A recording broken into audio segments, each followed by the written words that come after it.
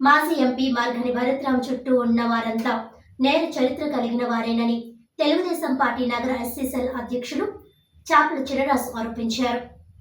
స్థానిక గణేష్ చౌక్లోని ప్రెస్ క్లబ్లో నిర్వహించిన మీడియా సమావేశంలో ఆయన మాట్లాడారు. అధికారంలో ఉన్నప్పుడు ఇప్పుడు నేర ప్రవృత్తి కలిగిన వారినే మార్గాని భరత్రాం తిప్పుకుంటూ ప్రజలను భయభ్రాంతులకు గురిచేస్తున్నాడని మండిపడ్డారు. చైన్ స్నాచింగ్లు చేసే బిల్డర్ చిన్న, రౌడీ షీటర్, మర్డర్లు, కత్తులతో తిరగడం, ఆడవారిని లేపుకుని పోవడం, పొడిసేత్తామండి అంటూ మహిళలను బెదిరించే ధోరణి కలిగిన నగర వైకాపా యువజన విభాగం అధ్యక్షుడు పీతా రామకృష్ణ ఉద్యోగాలు వేయిస్తానని అప్పులు తీసుకుని ఇవ్వకపోవడం, తిరిగి అడిగిన వారిని కొట్టడం, ఇటీవల ఒక యువతిని ఆమె తండ్రిని విచక్షణ రహితంగా కొట్టిన పనులు చేసే ఎన్వి శ్రీనివాస్ వంటి వారిని వెంటేసుకొని భరత్రాం తిరుగుతూ సమాజానికి ఏం సందేశం ఇస్తున్నారని ప్రశ్నించారు. మొత్తం అందరూ 420 గల్లే. ఇలాంటి వారితో ప్రెస్ మీట్లు పెట్టి ఏం సందేశం ఇస్తున్నారని వైకాపా వారిని నిలదీశారు. వీరెవరైనా సమర్థవంతమైన నాయకులా? ప్రజాక్షేత్రంలో ఉండి ఒక 10 ఓట్లు వేయించగలరా అని ప్రశ్నించారు. మాట్లాడే వారికి కనీస అర్హత ఉండాలి. కానీ ఏదో స్క్రిప్ట్ ఇచ్చారు కదా అని 4 రూపాయలు పేటీఎం చేశారని రెచ్చిపోతే వైకాపా వారిని చూసి ప్రజలు నవ్వుకుంటున్నారని అన్నారు.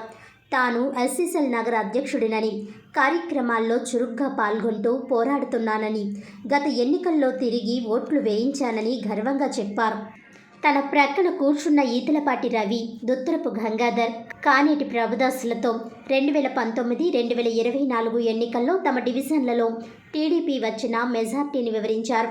ఇది నాయకత్వ లక్షణమని, నేర చరిత్ర కలిగిన వారిని చుట్టూ పెట్టుకున్న మాజీ ఎంపీ భరత్రాం ఏం సందేశం ఇస్తున్నట్టని అన్నారు. ఇటీవల గోదావరిలో బోట్ బోల్తా విషయమై అసెంబ్లీలో ఎమ్మెల్యే ఆదిరెడ్డి శ్రీనివాస్ మాట్లాడడం కూడా జరిగిందని, తప్పు చేసిన వారిని అసెంబ్లీ సాక్షిగా ఎవరు వదిలిపెట్టమని అన్నారు. గోదావరి నదిలో బోటు బోల్తా ఘటనలో ఎమ్మెల్యే ఆదిరెడ్డి శ్రీనివాస్ ఎస్పీ పోలీసులతో మాట్లాడి 3 నిర్వాహకులను అరెస్ట్ చేయించడం జరిగిందన్నారు. ఇలాంటి ఘటనలు జరిగినప్పుడు ఎప్పుడూ కూడా వైకాపా నుంచి 2-3 కనబడి హడావుడి చేసిపోతుంటారని అన్నారు. 2019లో నగరంలో వైకాపాకు 30,000 మైనస్ వచ్చిందని, నేర చరిత్ర కలిగిన వారిని పెట్టుకొని తిరుగుతున్న భరత్ ఏం చేస్తాడోనని భయపడిన ప్రజలు 2024లో తమ నాయకుడు ఆదిరెడ్డి శ్రీనివాస్కు 70,000 మెజార్టీ ఇచ్చి భరత్ను ఓడించారని, భరత్కు ఇక రాజకీయ భవిష్యత్ శూన్యమని అన్నారు. మీడియా సమావేశంలో టీడీపీ నాయకులు బంగారు నాగేశ్వరరావు, ఈతలపాటి రవి, దుత్తరపు గంగాధర్, కానేటి ప్రభుదాస్, కావులూరి వెంకట్రావు, బూరా రమణ, నాగేశ్వరరావు, అరుణ్ తదితరులు పాల్గొన్నారు.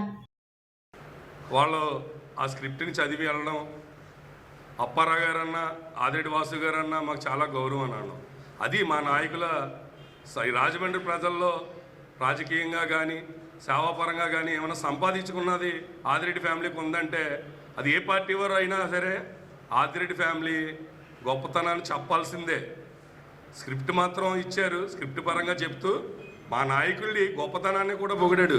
కానీ భరత్రాం చుట్టూరు ఎవర్రా ఉన్నదని అంటే మరి ఏదైతే చిన్న బిల్డర్ చిన్న ఉన్నాడో మరి ఆయన నేర చరిత్ర, అదే గతంలో ఒక సైన్ స్నాచింగ్ కేసులో విషయమై ఆల నాయకులే, ప్రస్తుత వైసీపీ నాయకుడే స్టేషన్లో పెడితే ఇదే ఆదిరెడ్డి అప్పారావు గారి సాయంతో బయటకు వచ్చిన బిల్డర్ చిన్న.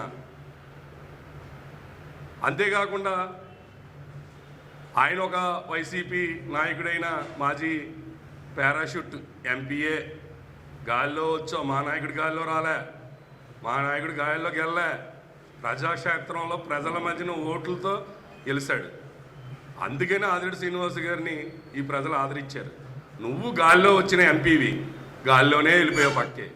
మా నాయకుడి గాల్లో అనే అంత అర్హత బిల్డర్ చిన్నాకి లేదు, అలాగంటే రాజమండ్రి ప్రజలు కూడా ఎవరు ఒప్పుకునేది లేదు దానికి. అంతేకాకుండా భరత్రాం వెనకాల ఉన్న మరొక వ్యక్తి యువజన విభాగం రాజమండ్రి వైసీపీ అధ్యక్షుడు పీతా రామకృష్ణ. అతని నేర చరిత్ర చూస్తే రౌడీ షీటర్, మర్డరిస్ట్, కత్తులతో వీరంగం చేస్తూ రాజమండ్రిలో హల్చల్ చేసిన వ్యక్తి. అదే వైసీపీ మహిళా నేతనే పొడి చేస్తామండి, లేపుకెళ్ళిపోతామండి, చింపేస్తామండి అని చెప్పి మాట్లాడిన యువజన విభాగం అధ్యక్షుడు భరతరాం వెనకాల ఉండేది. మరి ఇంకొక వ్యక్తి ఉన్నాడు, ట్రేడ్ యూనియన్ లీడర్ అని చెప్పుకుంటూ ఎన్వి శ్రీనివాస్ గారు. ఆయన ఆళ్ళ దగ్గర డబ్బులు తీసుకొని ఆ డబ్బులు అడగడానికి ఇంటికి వచ్చిన మహిళలపై దాడి చేసి అలాంటి ఘటనలు కూడా ఈ మధ్యకాలంలో మనం అందరం కూడా చూడడం జరిగింది.